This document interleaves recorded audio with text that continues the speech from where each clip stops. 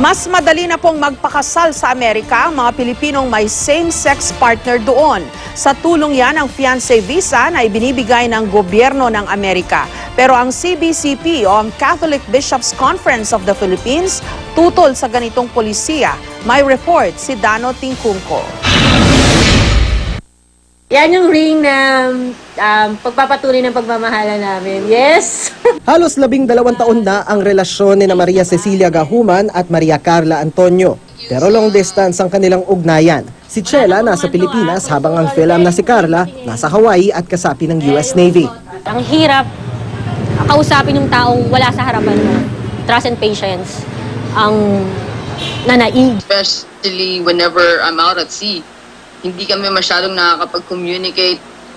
Pero all these years, I didn't lose hope. Kaya nitong Hulyo, nabuhayan sila ng loob ng i-anunsyo ni US President Barack Obama na maaari ng ipetisyon ng US citizens ang kanilang same-sex partners para makasal sa Amerika. Ang marriage proposal ni Carla idinaan sa Facebook. Nitong November 27, isa si Chela sa unang 2 Pilipinong may same-sex partner sa Amerika na nabigyan ng K-1 o fiancé visa. Sobrang hirap.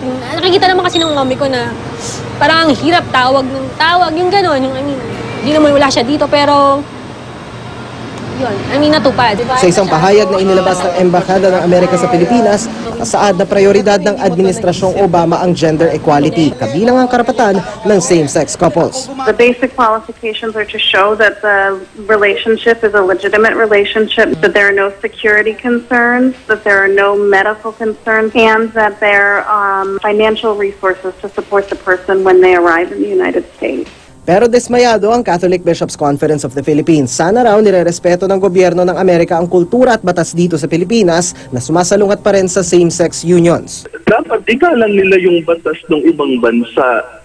Tulad sa Pilipinas, hindi naman legal ang same-sex union. So dapat irespeto nila yon. Paglilinaw ng US Embassy, ang fiancé visa ay inangkop sa batas ng Amerika, kung saan sa ngayon, sa 15 estado maaaring magpakasal ang same-sex couples. Kabilang ang California, kung saan nakatakdang magpakasal sina Chela at Carla. Our laws and policies are independent of Philippine laws. Tuloy raw ang kasal ni Chela at Carla sa December 30. Be true to yourself. And ang pinaka-importante is trust, syempre, yung love, and faith pa rin sa taas. Dano Tingkungko, GMA News.